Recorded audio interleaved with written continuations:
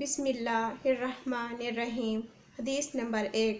آپ صلی اللہ علیہ وآلہ وسلم فرما رہے تھے کہ تمام اعمال کا دار و مدار نیت پر ہے، اور ہر عمل کا نتیجہ ہر انسان کو اس کی نیت کے مطابق ہی ملے گا۔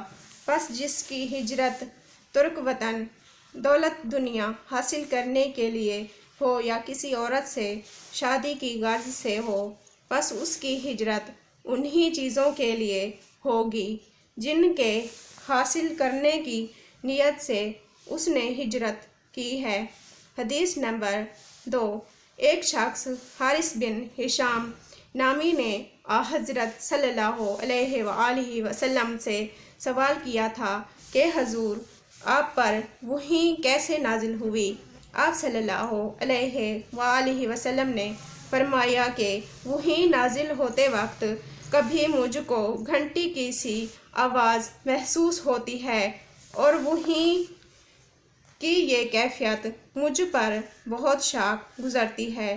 جب یہ کیفیت ختم ہوتی ہے تو میرے دل و دماغ پر اس فرشتے کے ذریعے نازل شدہ وحی محفوظ ہو جاتی ہے، اور کسی وقت ایسا ہوتا ہے کہ فرشتہ بشکل انسان میرے پاس آتا ہے اور مجھ سے کلام کرتا ہے، پس میں اس کا کہا ہوا یاد رکھ لیتا ہوں۔ حضرت عائشہ رضی اللہ تعالی عنہا کا سلسلہ موقوف ہوا تو آپ صلی اللہ علیہ وآلہ وسلم کی پیشانی پسینے سے شرابور تھی۔ حدیث نمبر 3۔ حضرت صلی اللہ علیہ وآلہ وسلم پر وحی کا ابتدائی دور اچھے سچے پاکیزہ خوابوں سے شروع ہوا۔ آپ خواب میں جو کچھ دیکھتے وہ صبح کی روشنی کی طرح صحیح اور سچا ثابت ہوتا۔ پھر من جانب قدرت آپ تنہائی پسند ہو گئے، اور آپ صلی اللہ علیہ وآلہ وسلم نے غار حرا میں خلوت نشینی اختیار فرمائی، اور کئی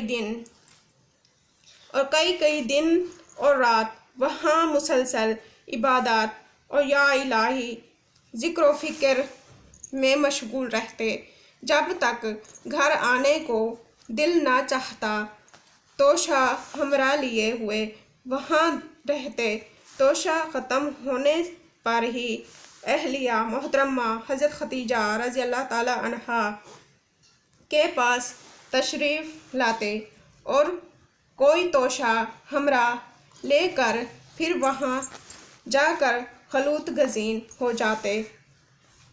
یہی طریقہ جاری رہا یہاں تک کہ آپ پر حق مشرف ہو گیا اور آپ غار حرا ہی میں قیام پذیر رہے کہ اچانک حضرت جبرائیل علیہ السلام آپ کے پاس حاضر ہوئے اور کہنے لگے کہ اے محمد پڑھو۔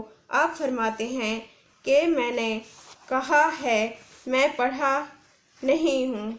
آپ صلی اللہ علیہ وآلہ وسلم فرماتے ہیں کہ فرشتے نے مجھے پکڑا، اتنے زور سے کھینچا کہ میری طاقت جواب دے گئی، پھر مجھے چھوڑ کر کہا کہ پڑھ۔ میں نے پھر وہی جواب دیا کہ میں پڑھا ہوا نہیں ہوں۔ اس فرشتے نے مجھ کو نہایت ہی زور سے کھینچا کہ مجھ کو سخت تکلیف محسوس ہوئی، پھر اس نے کہا کہ پڑھ۔ میں نے کہا کہ میں پڑھا ہوا نہیں ہوں۔ فرشتے نے تیسری بار مجھ کو پکڑا اور تیسری مرتبہ پھر مجھ کو کھینچا، پھر مجھے چھوڑ دیا اور کہنے لگا کہ پڑھو اپنے رب کے نام کی مدد سے جس نے پیدا کیا اور انسان کو خون کی پھٹکی سے بنایا، پڑھو اور آپ کا رب بہت ہی مہربانیاں کرنے والا ہے۔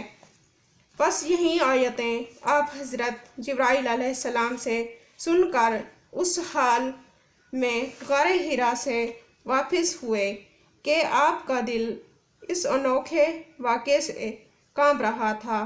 آج کے لیے اتنا ہی ہے، تو ملتے ہیں نیکسٹ ویڈیو میں۔ میرے چینل کو لائک کرو، سبسکرائب کرو۔